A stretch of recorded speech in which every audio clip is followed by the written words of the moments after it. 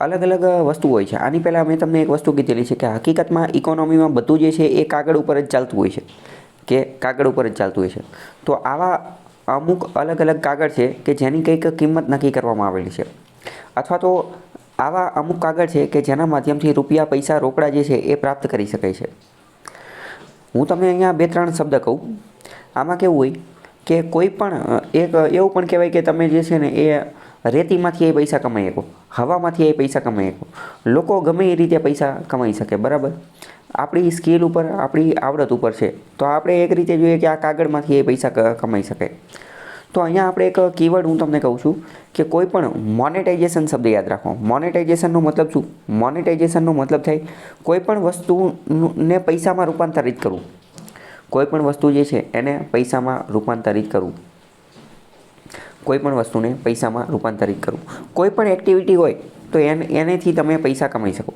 For example चलो आपणे वात करीए कि आ सोशियल मीडियाने ए बधुं ज्यारे नवुं नवुं आव्युं तो कोઈએ एवुं नहोतुं विचार्युं कि आ सोशियल मीडिया जे छे ने ए एडवर्टाइजमेंटनुं आटલું મોટું જે છે એ માર્કેટ બની જશે। જ્યારે સોશિયલ મીડિયા નવું નવું આવ્યું તો લોકો એની ઉપર ખાલી અને ખાલી જે છે એ પોસ્ટ અને એવું બધું મૂકતા હતા। સૌથી પહેલાં ફેસબુક આવ્યું, પછી આ ઇન્સ્ટાગ્રામ આવ્યું, નતર તો સ્નેપચેટ ને વોટ્સએપ ને ઘણી બધી વસ્તુ આવી ગઈ છે, બરાબર। પણ જ્યારે શરૂઆતમાં ફેસબુક આવ્યું તો લોકો ખાલી એમાં ફ્રેન્ડ બનાવતા હતા અને ફોટો મૂકતા હતા અને એવું બધું હતું, બરાબર। પણ અત્યારે તો તમને ખ્યાલ હશે કે જે ઈ કોમર્સ પ્લેટફોર્મ જે છે એ લોકો અને બીજા ઘણા બધા સેલિબ્રિટી જેમ કે આદિવાસી હેર ઓઇલ ને એ બધા એ લોકો તે પોતાનું માર્કેટિંગ કરાવવા માટે આ ઇન્ફ્લુએન્સર પાસે પહોંચી જાય છે। તો ત્યારે એવું જોવા મળતું ન હતું। તો આપણે એક રીતે એવું કહી શકાય કે આ સોશિયલ મીડિયા કંપનીઝ જે છે એમને મોનેટાઇઝેશન માટેના નવા નવા સોર્સ જે છે એ ઉત્પન્ન કરી લીધા। તો કે આ કહી શકાય નહીં, પહેલી વસ્તુ।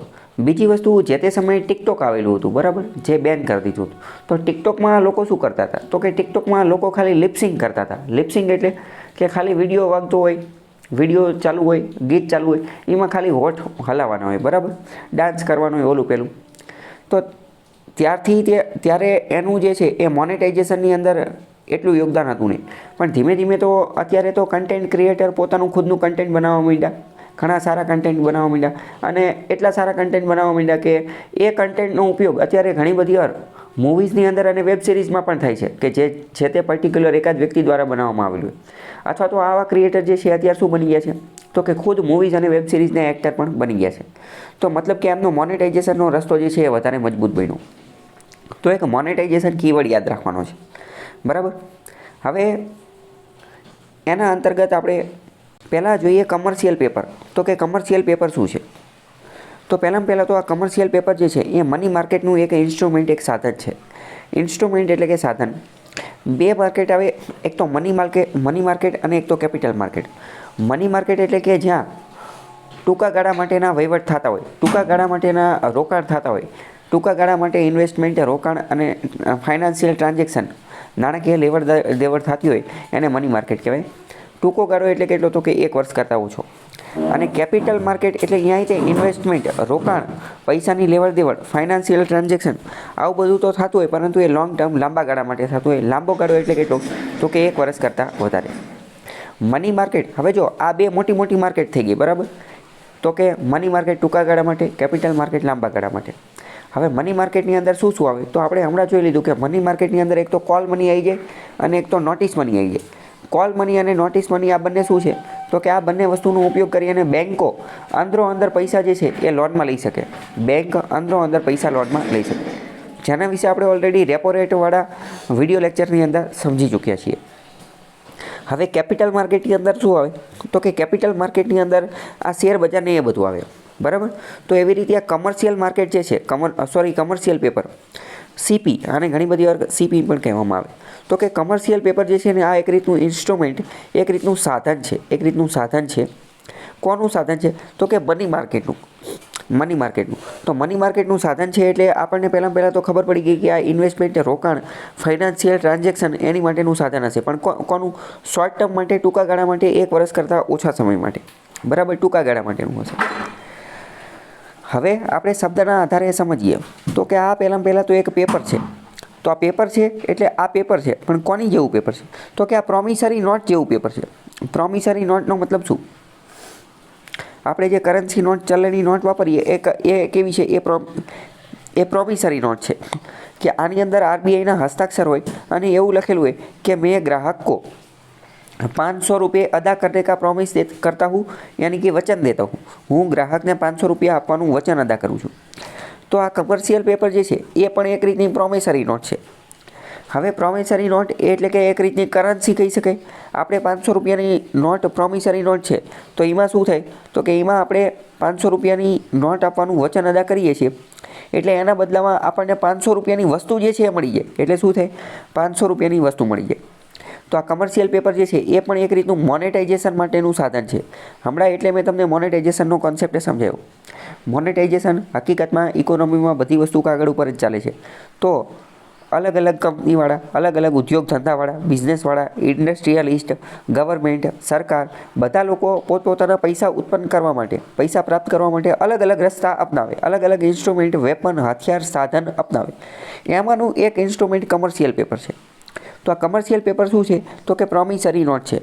આ પ્રોમિસરી નોટની અંદર જેટલા પૈસા લખેલા હોય, માની લો કે આની અંદર 1 લાખ રૂપિયા લખી નાખ્યા, તો આની અંદર જે છે એ આ 1 લાખ રૂપિયાની નોટ બની ગઈ. 1 લાખ રૂપિયાની નોટ બની ગઈ, બરાબર. પહેલી વસ્તુ.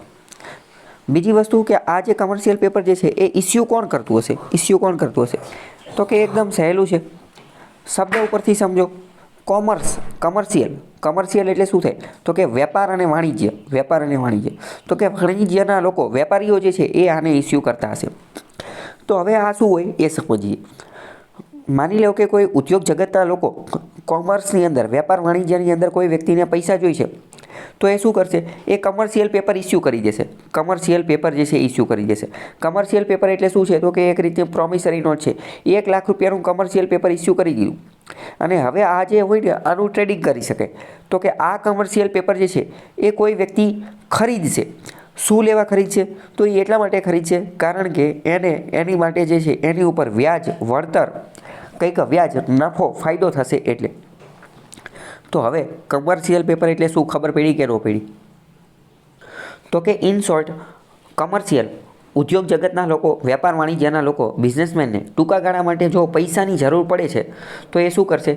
એ પ્રોમિસરી નોટ ઇસ્યુ કરશે અને આ પ્રોમિસરી નોટને કમર્શિયલ પેપર કહેવાય. એક કાગળ હોય, એ કાગળની ઉપર એ કંપની પોતાનું નામ લખી નાખે અને નીચે કેટલા રૂપિયા જોઈશે એ લખી નાખે અને ઉપર કમર્શિયલ પેપર એવું લખી નાખે. તો હવે આ ઇસ્યુ કરી દે, બરાબર. અને કોઈ વ્યક્તિ જો એ કંપનીમાં ઇન્ટરેસ્ટ ધરાવતો હશે તો એ વ્યક્તિ એને 1 લાખ રૂપિયા આપી દેશે અને એ જે છે એ કાગળ જે છે એની પાસેથી લઈ લેશે. અહીંયા પહેલો પ્રશ્ન એ થાય કે લોકો આવું ખરીદી શા માટે? તો પહેલાં જ મેં તમને કીધું કે વ્યાજ, ઇન્ટરેસ્ટ, કંઈક વળતર મળે એટલે. બીજી વસ્તુ એવું પણ બની શકે કે લોકોને કંપનીમાં ભરોસો હોય કે ટાટા એટલે ભરોસો, બરાબર, કે ટાટા પાવર ને ટાટા મોટર્સની, તો એ પણ બની શકે. બીજી વસ્તુ કે બીજી કોઈ એવું બની શકે કે કંપની જે છે એ કંઈક નવું ઇનોવેટિવ પ્રોડક્ટ બનાવતી હોય, આવી બધી વસ્તુ. તો હવે બીજી વસ્તુ કે આની અંદર રોકાણ કોણ કરે? આ કમર્શિયલ પેપર કોઈ કંપનીએ ઇસ્યુ કર્યું તો કોણ રોકાણ કરે? તો પહેલાં તો કોર્પોરેટ્સ, બીજા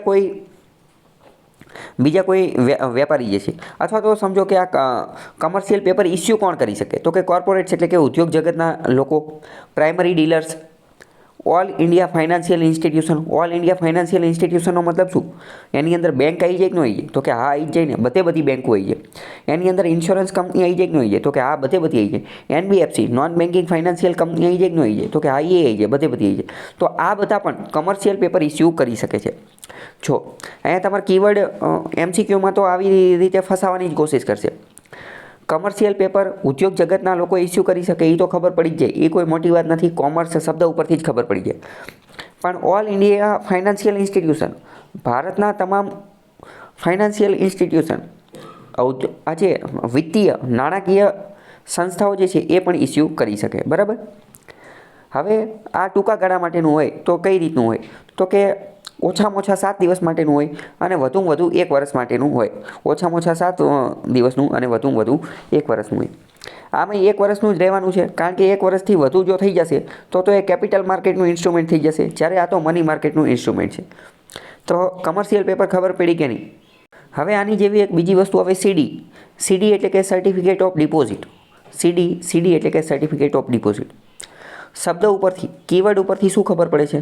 એની ઉપરથી એવું ખબર પડે છે કે કોઈ વ્યક્તિએ ડિપોઝિટ કરાવેલી હશે તો આ ડિપોઝિટની બદલામાં એને કંઈક સર્ટિફિકેટ આપેલું હશે. સર્ટિફિકેટ ઓફ ડિપોઝિટ એટલે કે ડિપોઝિટ માટેનું સર્ટિફિકેટ. કોઈ વ્યક્તિએ પૈસા ડિપોઝિટ કરાવેલા હશે એની માટેનું સર્ટિફિકેટ આપેલું હશે. આપણે બેંકમાં કે કોઈ પણ જગ્યાએ ડિપોઝિટ એફડી કરાવી, એફડી ફિક્સ ડિપોઝિટ કરાવી એટલે એની તરફથી આપણને એક સર્ટિફિકેટ આપવામાં આવતું હોય છે, બરાબર? તો આવા સર્ટિફિકેટ વારંવાર કેટલી જગ્યાએ જોવા મળતા હોય. આપણે 10મું ધોરણ પાસ કરીએ એટલે આપણને એસએસસીનું સર્ટિફિકેટ મળે, સેકન્ડરી સ્કૂલ સર્ટિફિકેટ. 12મું પાસ કરીએ તો એચએસસીનું સર્ટિફિકેટ મળે, હાયર સેકન્ડરી સ્કૂલ સર્ટિફિકેટ. કોલેજની ડિગ્રી પૂરી કરીએ, બેચલર, તો એમાં આપણને બેચલરનું સર્ટિફિકેટ મળે, બેચલરની ડિગ્રી મળે. બેચલર એટલે ઘણી બધી ડિગ્રી સર્ટી માંગતા હોય છે. માસ્ટર ડિગ્રી પૂરી કરીએ તો માસ્ટર ડિગ્રીનું સર્ટિફિકેટ મળે. તો બરાબર, તો સર્ટિફિકેટ કીવર્ડ સમજી ગયા. તો ડિપોઝિટ માટેની સર્ટિફિકેટ. તો કે હવે આ શું છે? તો આપણે અત્યારે સમજી ગયા કે આ બધા એક રીતે મોનેટાઇઝેશન, મોનેટરી પૈસા ઉત્પન્ન કરવા માટેના, પૈસા પ્રાપ્ત કરવા માટેના અલગ અલગ સાધનો છે. જેવી રીતે સીપી કમર્શિયલ પેપર હતું, એવી જ રીતે સીડી સર્ટિફિકેટ ઓફ ડિપોઝિટ છે. તો આ પણ મની માર્કેટનું એક ઇન્સ્ટ્રુમેન્ટ, સાધન છે કે જે ડીમટીરિયલાઇઝ ફોર્મની અંદર જે છે એ ઇસ્યુ કરવામાં આવે છે. આ પણ એક રીતે પ્રોમિસરી નોટ જેવું જ છે, પ્રોમિસરી નોટ જેવું જ છે કે against fund ડિપોઝિટેડ in a bank or other eligible financial institution for a specific time period. કોઈ પણ બેંકની અંદર કે કોઈ પણ ફાઇનાન્શિયલ ઇન્સ્ટિટ્યુશનની અંદર તમે પૈસા ડિપોઝિટ કરો છો તો એ પૈસા ડિપોઝિટ કરો એની બદલામાં તમને એક સર્ટિફિકેટ આપવામાં આવે, એને સીડી સર્ટિફિકેટ ઓફ ડિપોઝિટ કહેવામાં આવે. તમે બેંકની અંદર એફડી ફિક્સ ડિપોઝિટ કરાવી અને એના બદલામાં તમને જે સર્ટિફિકેટ મળ્યું, આ એની જ વાત કરે છે. એને જ આપણે શું કહીએ? સીડી સર્ટિફિકેટ ઓફ ડિપોઝિટ, કે તમે જે કોઈ પણ પૈસા ડિપોઝિટ કરાયા, જે કોઈ પણ પૈસા ડિપોઝિટ કરાયા, બરાબર, તો એનું એક સર્ટિફિકેટ મળ્યું. પહેલી વસ્તુ. હવે આમાં કેવું થાય, એક ખાસ બહુ ખેલ ચાલે. કેવો મોટો ખેલ ચાલે કે તમે પૈસા જમા કરાવી દીધા, એફડી તમે કરાવી દીધી અને તમારી પાસે સર્ટિફિકેટ આવી ગયું, કયું? સીડી સર્ટિફિકેટ ઓફ ડિપોઝિટ. પણ હવે તમારે તાત્કાલિક પૈસાની જરૂર પડી તો તમે પહેલો વિચાર એવો કર્યો કે હું એફડી તોડાવી નાખું. પણ પછી તમને બીજો વિચાર આવ્યો કે હાલો ને હું મારા કોઈક ભાઈબંધો પાસેથી પૈસા ઉધાર લઈ લો. તમે ભાઈબંધો પાસે પૈસા ઉધાર લેવા ગયા, ભાઈબંધોએ મજાક ઉડાઈ કે તું તો લુખ્ખો છો, તને કોણ પૈસા આપે? તારી પાસે તો તારી શું ઓકાત કે તું પૈસા પાછા આપીશ કે નહીં? તું તો કંઈ કામ ધંધા નોકરી ઓલું પેલું એ કરતો નથી, બરાબર? એટલે એને તમને પૈસા આપવા ના પડે. પણ પછી તમે એને કીધું કે તું શું ચિંતા કરે, જો મેં એફડી કરાવેલી છે, મારી પાસે એનું સર્ટિફિકેટ છે, જો મારી પાસે મને નોકરી ધંધો કાંઈ નહીં હોય, ક્યાંયથી પૈસા નહીં આવે તો હું એફડી તોડાવીને પછી તને પૈસા આપી દઈશ, બરાબર? તો હવે તમે આ સર્ટિફિકેટ બતાવશો તો તમારી વિશ્વસનીયતા જે છે એમાં વધારો થશે, ઘટાડો થશે? તો કે વધારો થશે. તમને પૈસા ઉધાર આપવાની શક્યતા વધી જશે, બરાબર? તો સેમ આ જ વસ્તુ જે છે એ બેંક દ્વારા પણ કરી શકાય છે, અલગ અલગ ફાઇનાન્શિયલ ઇન્સ્ટિટ્યુશન દ્વારા પણ થઈ શકે છે. તો હવે તમે સમજ્યા કે કાગળથી કઈ રીતે બધું લેવડ દેવડ જે છે એ થતું હોય છે. તો હવે આ જ કાગળનું જે છે એ ટ્રેડિંગ કરી શકાય છે. સેમ આ જ વસ્તુ મેં તમને નેગોશિયેબલ વેરહાઉસ રિસીટની અંદર ચલાવેલી હતી. નેગોશિયેબલ વેરહાઉસ રિસીટ યાદ છે કે નહીં? મેં તમને એવી વાત કીધી હતી કે બધી વસ્તુ હકીકતમાં કાગળ ઉપર જ ચાલે છે. ત્યારે મેં તમને એક એક્ઝામ્પલ આપેલું હતું કે માની લો કે કોઈ વ્યક્તિ જે છે એનો ગોડાઉનની અંદર, સ્ટોરેજની અંદર, સ્ટોરેજ હાઉસની અંદર 10 મણ ઘઉં પડ્યા છે, 100 મણ ઘઉં પડ્યા છે, 100 મણ. તો આ 100 મણ ઘઉં એની માલિકીના છે અને એણે ગોડાઉનની અંદર, સ્ટોરેજ હાઉસની અંદર, વેર હાઉસની અંદર મૂકી દીધેલા છે. તો એણે અહીંયા જમા કરાયા છે. તો એ જમા કરાવવા બદલ એને એક રિસીટ, એક બિલ, એક કાગળ મળશે, બરાબર? તો હવે એની પાસે ઘઉં નથી, ઘઉં તો ગોડાઉનમાં, વેરહાઉસમાં પડ્યા છે અને એની માટે એને એક રિસીટ, એક બિલ, એક કાગળ મળ્યું. આ કાગળનો ઉપયોગ એ ટ્રેડિંગ તરીકે કરી શકે, પૈસા મેળવવા માટે કરી શકે. આ કાગળ લઈ અને એ બેંકમાં લોન પણ લઈ શકે છે. યાદ આવ્યું? તો કે આ કાગળનો ઉપયોગ કરી અને લોનને વગેરે જે છે લઈ શકે છે. તો બસ સેમ અહીંયા પણ એવું જ થશે કે હવે સીડી જે સર્ટિફિકેટ જે છે એ સર્ટિફિકેટનો ટ્રેડિંગ તરીકે ઉપયોગ થઈ જશે. આ સર્ટિફિકેટનો ઉપયોગ કરી અને શું કહેવાય, લોન, ઉદ્યોગ ધંધા, પૈસા વગેરે જે છે એ મેળવી શકાશે, બરાબર? તો આ મની માર્કેટનું ઇન્સ્ટ્રુમેન્ટ છે, ડીમટીરિયલાઇઝ ફોર્મની અંદર આવે, પ્રોમિસરી નોટ તરીકે આપણે, અને જે ડિપોઝિટ બેંકમાં જે કરાવેલો હોય એની બદલે આપવામાં આવે. અને આ નેગોશિયેબલ છે. નેગોશિયેબલનો મતલબ શું કે કોઈ એમ કે 100 રૂપિયા આપો, તો કે ના 200, ના 80, ના 120, એટલે કે જે ભાવતાલ કરવો એ ભાવતાલ કરવા માટેનું. ઓકે, ખ્યાલ આવ્યો કે નહીં? સીડી સર્ટિફિકેટ ઓફ ડિપોઝિટ એ ઇસ્યુ કરવા માટેની અમુક ગાઈડલાઈન હોય, એ ગાઈડલાઈન કોણ નક્કી કરે? તો કે આરબીઆઈ નક્કી કરે છે. પ્રશ્ન પૂછાઈ જશે સીડી માટે certificate of deposit any guideline કોણ નક્કી કરે? તો કે આરબીઆઈ. જો કે કીવર્ડ ઉપરથી એ ખબર પડી જાય કે સર્ટિફિકેટ ઓફ ડિપોઝિટ, તમે કંઈક પૈસા ડિપોઝિટ કરાવેલા છે એનું સર્ટિફિકેટ, તો એનું સર્ટિફિકેટ મુખ્યત્વે બેંક આપશે અને બેંકનું રેગ્યુલેશન હવે આરબીઆઈ કરે છે, બરાબર.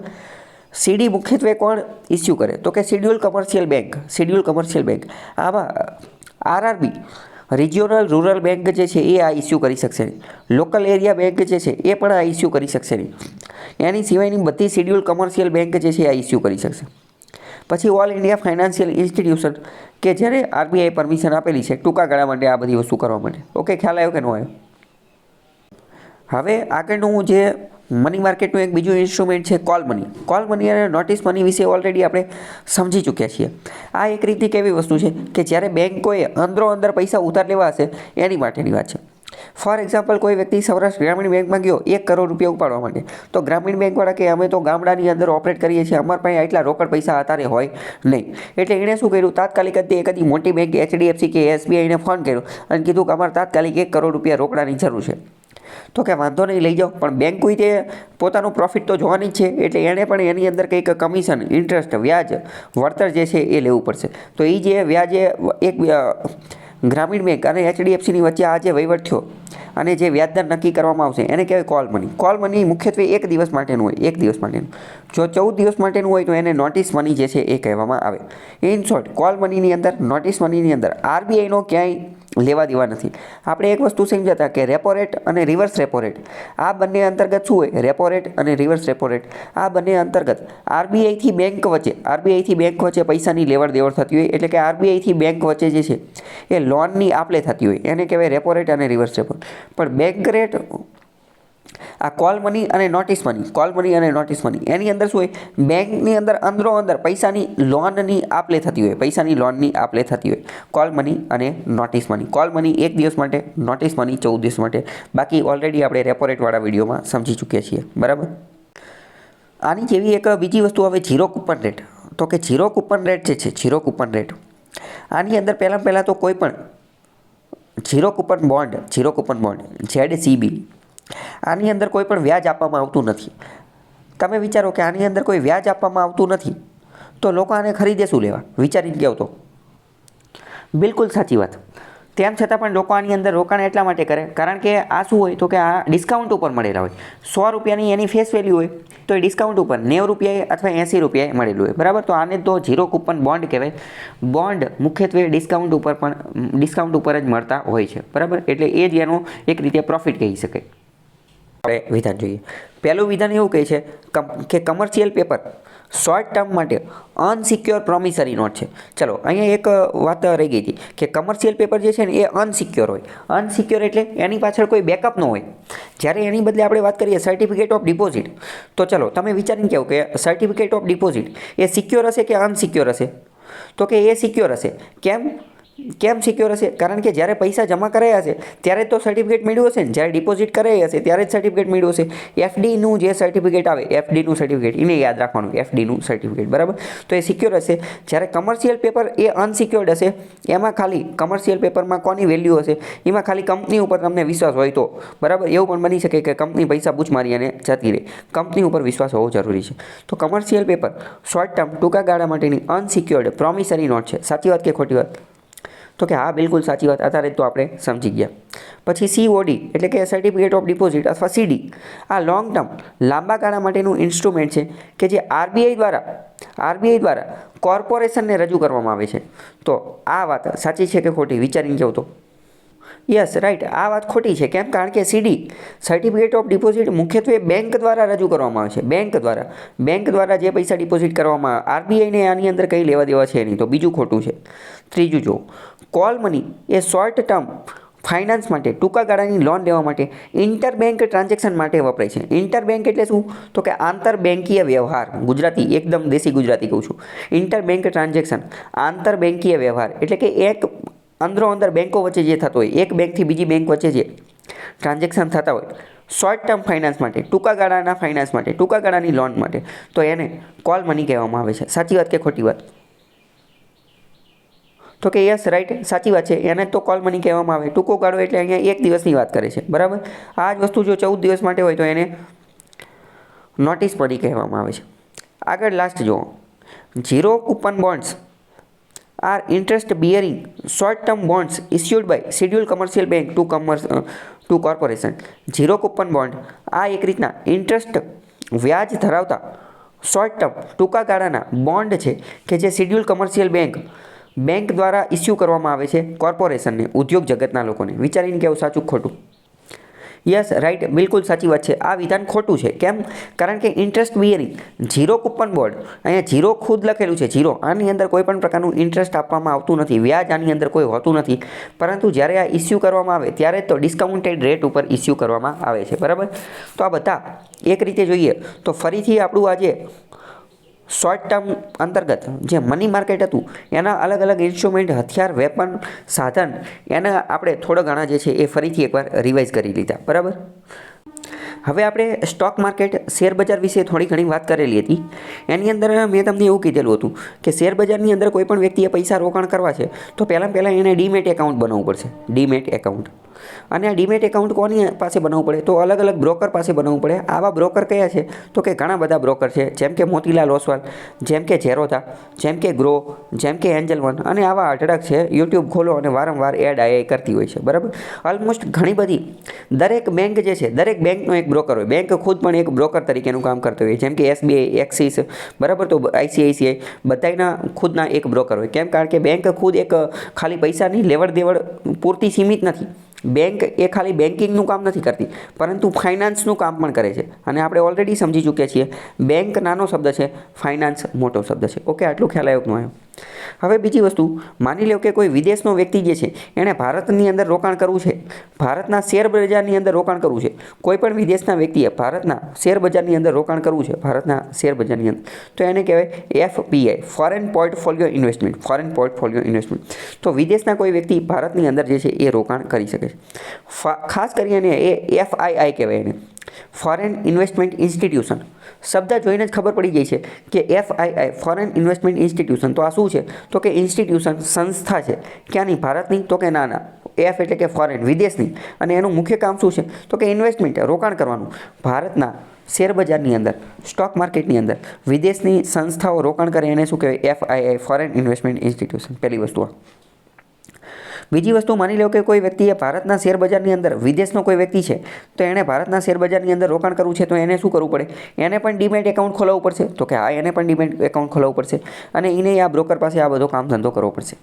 પણ બીજી એક વસ્તુ, થોડા વર્ષો પહેલાં સેબી દ્વારા એક પહેલ કરવામાં આવેલી હતી. જે તે સમયે, ઘણા વર્ષો પહેલાં શું પહેલ કરવામાં આવેલી હતી? કે વિદેશનું નાણું ભારતની અંદર ફટાફટ આવી શકે, વિદેશનું નાણું ભારતની અંદર સરળતાથી આવી શકે. ચલો, પહેલી વસ્તુ આપણે જોઈએ કે કોઈ પણ વિદેશનો વ્યક્તિ ભારતની અંદર શેર બજારની અંદર કે કોઈ પણ જગ્યાએ રોકાણ કરશે તો એ સારી વાત છે કે ખરાબ વાત છે? તો સારી વાત જ છે ને, એક રીતે સારી વાત જ છે. કેમ? કારણ કે પૈસા તો ભારતની અંદર જ આવવાના છે ને. તો આ ગમે એ રીતે પૈસા જેટલા આવે એ તો સારું જ કહેવાય. પૈસાને તો આપણે ભગવાન માતાજી હારે, લક્ષ્મીજી હારે જોડી દઈએ છીએ. એને તો આપણે કલ્ચર હારે પણ જોડેલું છે. એટલે પૈસા ગમે ત્યાંથી આવે એ તો સારું જ કહેવાય. તો જે તે સમયે ભારતની અંદર વિદેશના પૈસા સરળતાથી આવી શકે એની માટે સેબી દ્વારા એક ઇનિશિયેટિવ, એક પહેલ લાવવામાં આવેલી હતી. અને એ પહેલનું નામ શું હતું? એ પહેલનું નામ હતું પાર્ટિસિપેટરી નોટ. શું નામ હતું? પાર્ટિસિપેટરી નોટ, જેને ટૂંકમાં P નોટ પણ કહેવામાં આવતું હતું. P note, participatory note, P not.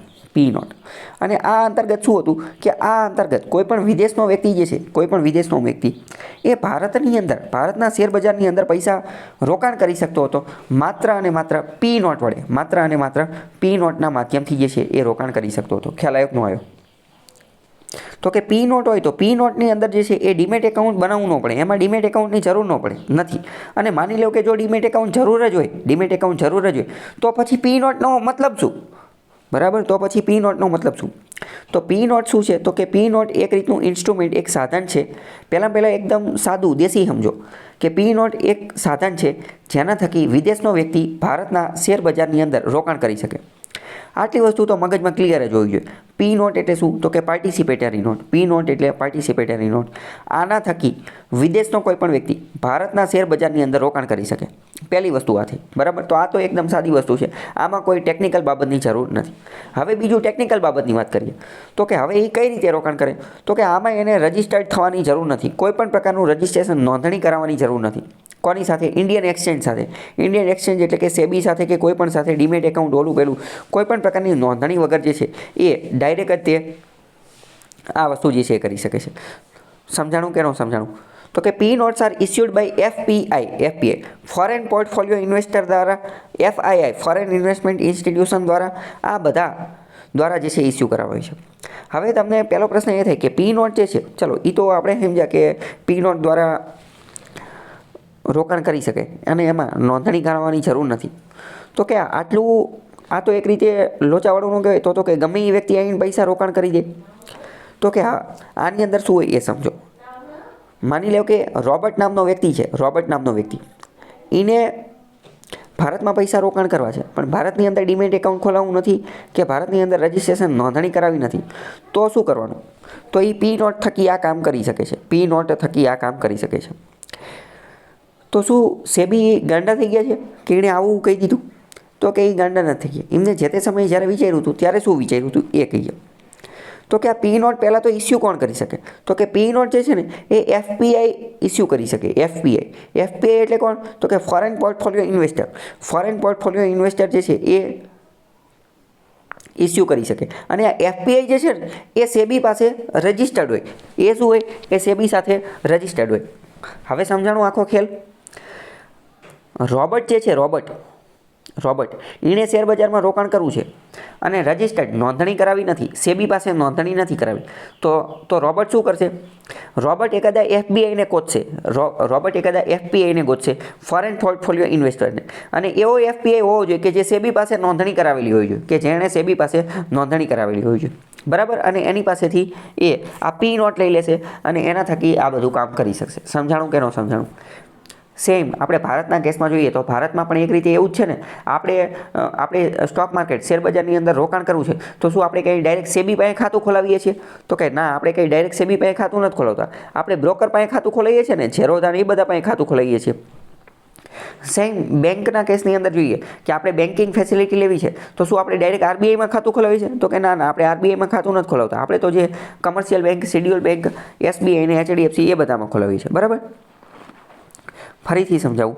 Robert નામનો વિદેશનો કોઈ વ્યક્તિ છે, માની લો કે એણે ભારતના શેર બજારની અંદર પૈસા રોકાણ કરવા છે, તો એ શું કરશે? અને માની લો કે એણે સેબી સાથે રજિસ્ટ્રેશન નોંધણી કરાવી નથી, ડીમેટ એકાઉન્ટ પણ ખોલાવવું નથી, તો એ કોઈ એફપીઆઈને પકડશે, ફોરેન પોર્ટફોલિયો ઇન્વેસ્ટરને પકડશે. અને આ એફપીઆઈ એવો હોવો જોઈએ કે જે સેબી સાથે રજિસ્ટર્ડ હોય. અને એ એફપીઆઈને એવું કહેશે કે તમે પી નોટ ઇસ્યુ કરવું, એના પી નોટ ઇસ્યુ કરો.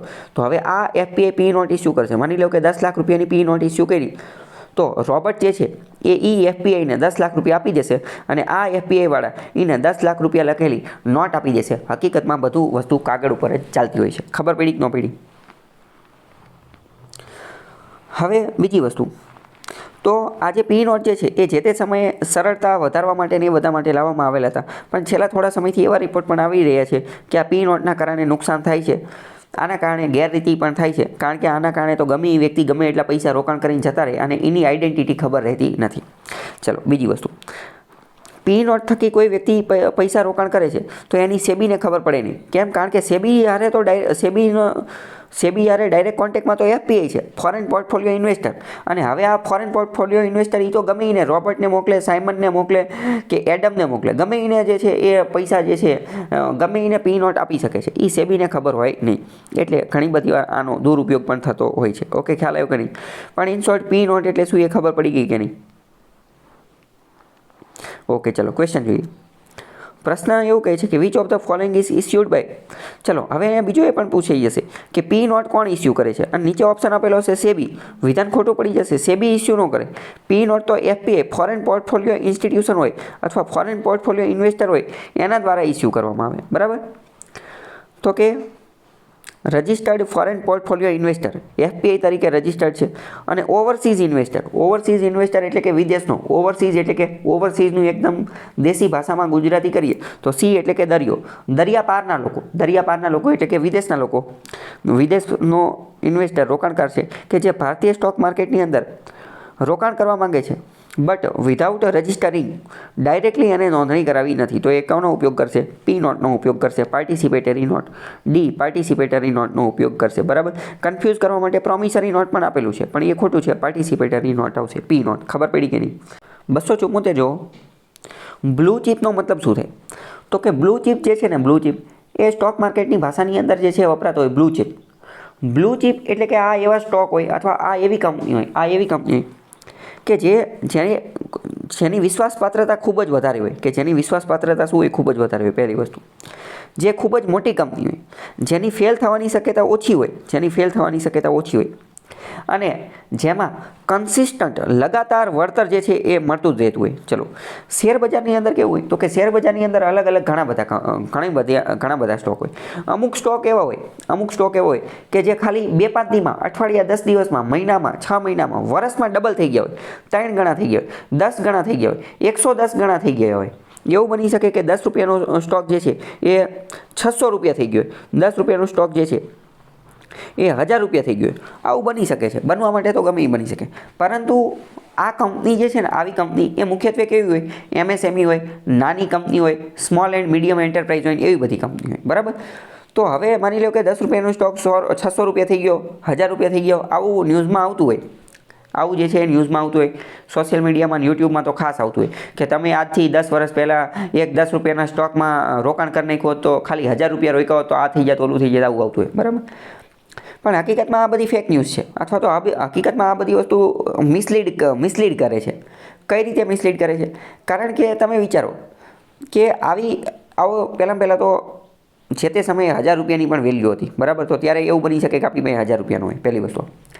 બીજી વસ્તુ એ કે એ કંપની જે હાલશે એ આપણને એ સમયે ખબર ન હોય કે એ 10 રૂપિયાનો સ્ટોક જે છે એ 600 રૂપિયા થઈ જવાનો છે. એ આપણને ત્યારે ખબર ન હોય ને, ત્યારે તો આપણે એ કંપની વિશે જાણતા ન હોય. અને બીજું એ કે એ હાલી ગયો. બરાબર. તો એવી તો ઘણી બધી કંપની હોય. આપણને એ એક સ્ટોક કહી દીધો, બરાબર, કે 10 રૂપિયાનો સ્ટોક 600 રૂપિયા થઈ ગયો. પણ હવે એવું બની શકે ને, આપણે એને નેગેટિવ સેન્સમાં લઈએ. તો એ જ સમયે માની લો કે કોઈ તમને એમ કે 2000, અત્યારે 24 ચાલે છે, કે 2023ની અંદર એક 10 રૂપિયાવાળો સ્ટોક હતો, એ અત્યારે જે છે એ 600 રૂપિયા થઈ ગયો. માની લો કે તમે ખાલી ત્યારે 10 રૂપિયા નહીં ખાવત ને તો અત્યારે 600 રૂપિયા થઈ ગયા હોત. 1000 રૂપિયા નહીં ખાવત ને તો 6 લાખ રૂપિયા થઈ ગયા હોત. બરાબર. આવી રીતે કોઈ આપણને કહે ખાલી એક વર્ષની અંદર. પણ હવે આપણે વિચારો 2023ની અંદર 10 રૂપિયાના સ્ટોક કેટલા હતા? 10 રૂપિયાની સ્ટોક ધરાવતી કેટલી કંપની હતી? શું એ એક જ કંપની હશે? તો કે એવી તો હજારો કંપની છે. 1000 એવા સ્ટોક હશે કે જે 10 રૂપિયાની કિંમત ધરાવતા હતા. તો શું બધા 1000માંથી 600 થઈ ગયા? તો કે ના, બધામાં નથી, એક જ થયા છે.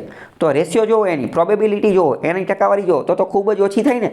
કે હજારો એવી કંપની છે 10 રૂપિયાનો સ્ટોક ધરાવતી, એમાંથી એક કંપની ગોતવી અને એ 600 રૂપિયા થાય. બરાબર. તો એક રીતે એ મતલબ કે નુકસાન પણ રહેલું છે, રિસ્ક પણ રહેલું છે. તો મતલબ ઇન શોર્ટ એટલું યાદ રાખો કે જેમાં તાત્કાલિક રિટર્ન મળતું હોય, જેમાં ખતરનાક રિટર્ન મળતું હોય, ખતરનાક એટલે 2 ગણું, 3 ગણું, 4 ગણું, 5 ગણું રિટર્ન મળતું હોય, તો એની અંદર રિસ્ક પણ વધારે રહેલું હોય. જ્યારે બ્લુ ચીપની અંદર કેવું હોય કે એમાં તમને વળતર ઓછું મળે, પણ મળે ખરા, લગાતાર વળતર મળે. દર વર્ષે 1% રિટર્ન મળે, દર વર્ષે 2% રિટર્ન મળે, દર વર્ષે 3% રિટર્ન મળે. તો આ શું છે? આવી કંપનીને બ્લુ ચીપ કહેવાય કે એની અંદર રિસ્ક ઓછું હોય. ભલે વળતર ઓછું મળશે પણ રિસ્ક પણ ઓછું હશે, પણ વળતર મળશે ખરા. બરાબર. તો બ્લુ ચીપનો મતલબ શું થાય? પહેલું કે શેર ગેરંટીડ બાય ગવર્મેન્ટ, સરકારે જે શેરની ગેરંટી આપી છે, તો કે ના, એવું ન હોય. બીજું, share listed in the stock exchange, તો કે ના, એવું ન હોય. બધા શેર તો બધા સ્ટોક એક્સચેન્જમાં તો લિસ્ટેડ હોય જ તે. અને ત્રીજું, shares giving consistent high rate of return. Consistent, જો અહીંયા હાઈ લખેલું ન હોત તો પણ ચાલે, કે કન્સિસ્ટન્ટ. બ્લુ ચીપનો મુખ્ય મતલબ શું? કે કન્સિસ્ટન્ટ, લગાતાર એ વળતર આપે છે. એટલે કે કન્સિસ્ટન્સી બ્લુ ચીપની એક વસ્તુ છે. અને બીજું, એની વિશ્વાસપાત્રતા વધુ હોય. અને બીજું એ કે બ્લુ ચીપ જે હોય, એની ફેલ થવાની શક્યતા ઓછી હોય. અને મોસ્ટ ટાઈમ બ્લુ ચીપની અંદર રિસ્ક ઓછી હોય. તો મોટી કંપની જેમ કે ટાટાની જેટલી પણ કંપની હોય, બરાબર, રિલાયન્સ, અથવા ખાસ કરીને વાત કરીએ આપણે સમજી ગયા હતા કે નિફ્ટી 50 એટલે શું છે તો કે નિફ્ટીના માર્કેટની અંદર કરો અને જે ટોપની 50 કંપની જે છે ટોપની 50 કંપની, તો આ ટોપની 50 કંપની જે છે એને એક રીતે બ્લુ ચીપ કહી શકાય. કેમ? કારણ કે આ ટોપની 50 કંપની પહેલાં તો એ બની ક્યારે રહી છે તો કે બહુ મોટી કંપની છે ત્યારે તો બની છે. બીજી વસ્તુ, સેન્સેક્સની અંદર ટોપની 30 કંપની, તો એને પણ બ્લુ ચીપ જે છે એ કહી શકાય. સમજાણું કે ન સમજાણું? કે વોટ ઇઝ નિક્કી? નિક્કી શું છે તો કે જાપાનની જે શેર બજાર જે છે એનું નામ નિક્કી છે. જાપાનનું શહેર છે ટોક્યો, એનું કેપિટલ પણ છે, તો ત્યાંની જે શેર બજાર જે છે એનું નામ છે નિક્કી. ભારતની શેર બજાર જેવી રીતે બીએસસી એનએસસી છે, ગિફ્ટ સિટીની અંદર શેર બજાર આવેલી છે, તો એવી રીતે જાપાનની જે છે એનું નામ છે નિક્કી. તો આવી અલગ અલગ શેર બજારના નામ પૂછાતા હોય છે. તમારા માટે હોમવર્ક એ છે હોંગકોંગ, ચાઇના, અમેરિકા, આટલાની શેર બજારના નામ જે છે એ તમારે જાણી લેવાના છે. ફરીથી કહું, જાપાનની તો ખબર પડી ગઈ નિક્કી, ચાઇના, હોંગકોંગ અને અમેરિકા. બરાબર. અમેરિકાની જે સ્ટોક માર્કેટ જે છે એનું નામ છે નાસ્દાક. જાપાનની નિક્કી, યુકેની જે છે એની FTSE અને સિંગાપોરનું સિંગાપોરની STI. અમેરિકાની વારંવાર પૂછાતી હોય છે નાસ્દાક અને જાપાનની નિક્કી વારંવાર પૂછાય છે. માઇક્રો ફાઇનાન્સ ઇન્સ્ટિટ્યુશન જે છે તો એની માટે તમારે એક કમિટીનું નામ યાદ રાખવાનું છે, માલેગામ કમિટી.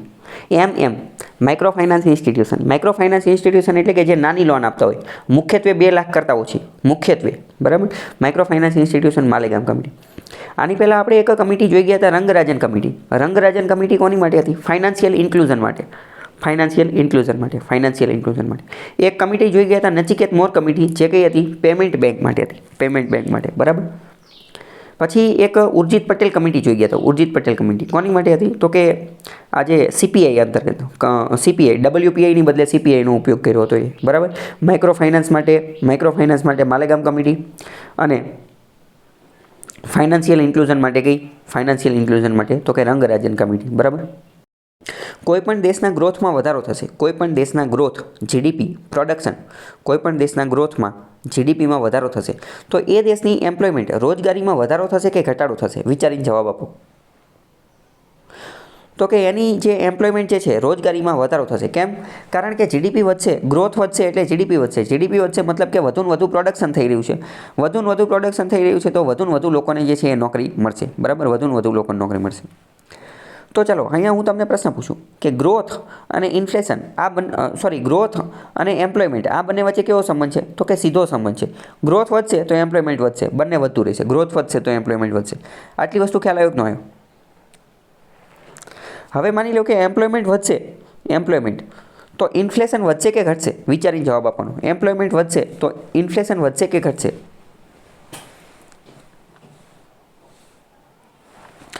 એમ્પ્લોયમેન્ટ વધશે તો પણ ઇન્ફ્લેશનમાં વધારો થશે. એમ્પ્લોયમેન્ટ વધશે તો પણ ઇન્ફ્લેશનની અંદર વધારો થશે.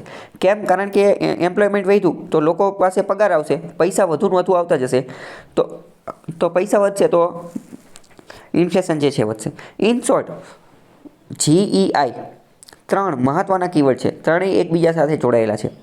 નોટ બનાવતા હોય તો લખી નાખો, મોસ્ટ ટાઈમ છે. ગ્રોથ, એમ્પ્લોયમેન્ટ અને ઇન્ફ્લેશન ત્રણેય મહત્વના કીવર્ડ છે. ત્રણેય એકબીજા સાથે જોડાયેલા છે. ત્રણેય એક સાથે વધશે અથવા તો એક વધશે તો બીજા 2 ઉપર અસર કરશે. બરાબર. ત્રણેય એકબીજા ઉપર અસર કરશે. તો આ જે ત્રણેયનો સંબંધ જે છે, આ ત્રણેયનો સંબંધ જે દર્શાવે છે એને જ કહેવામાં આવે છે ફિલિપ કર્વ. એને જ શું કહેવામાં આવે છે? ફિલિપ કર્વ કહેવામાં આવે છે. તો હકીકતમાં ફિલિપ કર્વ શું કરે છે? ચલો હવે જો બીજી વસ્તુ, મેં અત્યારે તમને શું કીધું કે ગ્રોથ, એમ્પ્લોયમેન્ટ અને ઇન્ફ્લેશન આ 3 વચ્ચેનો સંબંધ કીધો. હવે જો ફરીથી સમજો, તમે વિચારીને કહો, ગ્રોથ અને એમ્પ્લોયમેન્ટ વચ્ચે કેવો સંબંધ છે? ગ્રોથ અને એમ્પ્લોયમેન્ટ વચ્ચે કેવો સંબંધ છે? સીધો સંબંધ છે, ડાયરેક્ટ. કેમ? કારણ કે ગ્રોથ વધશે તો એમ્પ્લોયમેન્ટ વધશે. પણ હવે જો આ જ વસ્તુ જે છે, અહીંયા એમ્પ્લોયમેન્ટની બદલે હું અનએમ્પ્લોયમેન્ટ કરી નાખું તો બેરોજગારીનો, તો ગ્રોથ અને બેરોજગારી વચ્ચે કેવો સંબંધ છે? ગ્રોથ અને અનએમ્પ્લોયમેન્ટ વચ્ચે તો કે અપ્રત્યક્ષ સંબંધ છે ને, વિરોધી સંબંધ નથી, વિરોધી સંબંધ છે ને. કેમ? કારણ કે ગ્રોથ વધશે ગ્રોથ વધશે તો અનએમ્પ્લોયમેન્ટ ઘટશે. અનએમ્પ્લોયમેન્ટ ઘટશે કે નહીં? બેરોજગારી તો ઘટશે, બેરોજગારી ઘટશે, બરાબર.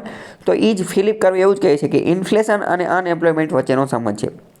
આ જ વસ્તુને એવું કહી દઉં કે ઇન્ફ્લેશન અને એમ્પ્લોયમેન્ટ વચ્ચેનો સંબંધ છે તો પણ સાચું કહેવાય, અને ઇન્ફ્લેશન અને અનએમ્પ્લોયમેન્ટ વચ્ચેનો સંબંધ છે તો પણ સાચું કહેવાય. ખબર પડી કે ન પડી? ફિલિપ કર્વ શું કહે છે કે ઇન્ફ્લેશન અને અનએમ્પ્લોયમેન્ટ, ઇન્ફ્લેશન એટલે કે ફુગાવો, ભાવ વધારો, અને બેરોજગારી અનએમ્પ્લોયમેન્ટ, આ બંને વચ્ચેનો સંબંધ આપે છે. ખ્યાલ આવ્યો?